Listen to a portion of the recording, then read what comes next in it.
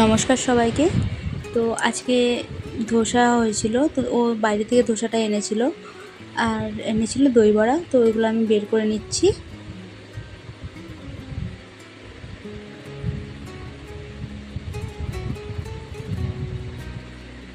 তো এখানে ওদের জন্য মশলা ধোসা এনেছিল। তো মশলা ধোসার কী হয়েছিল যে প্যাকিংয়ের সময় বেরিয়ে গেছিলো, তো ওইগুলোকেও ধোসার মধ্যে দিয়ে দিলাম, আলু স্টাফিংটা।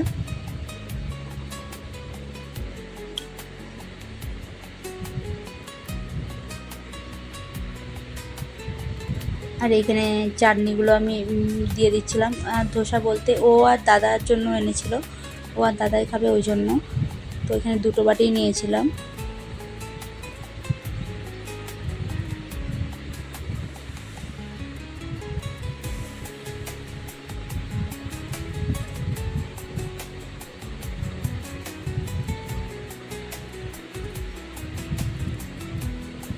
আর আমি ওদিকে বলেই দিয়েছিলাম যে আমার জন্য আনবে দই বড়া। সত্যি বলতে আমার প্রিয় জিনিস একটা। তো এখানে নিয়ে চলে এসেছিলো দই বড়া।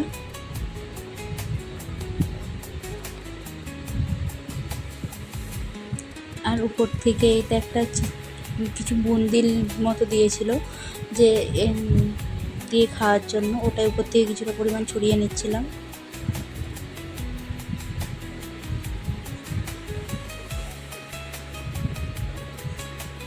তারপর ওখানে খেয়ে দিয়ে চলে এসেছিলাম এখানে কিছু জামা কাপড় মেলার জন্য, কাচতে দিয়েছিলাম।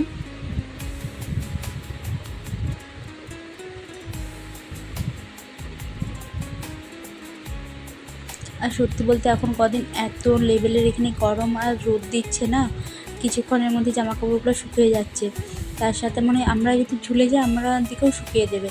আর ব্যাঙ্গালোর আবহাওয়াটা এখন প্রচুর খারাপ হয়ে গেছে, অনেক দিন হলো বৃষ্টি হচ্ছে না।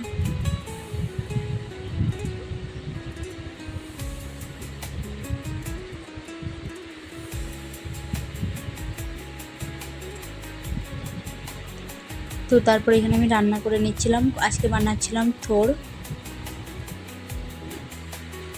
আর বলেছিলাম ভেজিটেবিল চপ।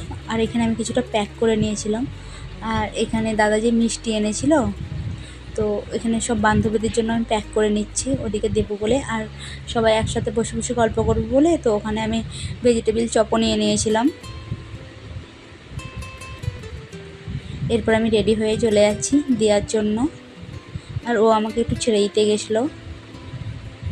তো ওখান থেকে আস্তে আস্তে আমার সন্ধে হয়ে গেছিলো। তারপর এখানে আমি ভেজিটেবিল চপগুলো ভেজে নিচ্ছিলাম। তো আজকে ভিডিওটা আমি এখানেই শেষ করছি। কেমন লাগলো সবাই জানাবেন। সবাইকে টাটা।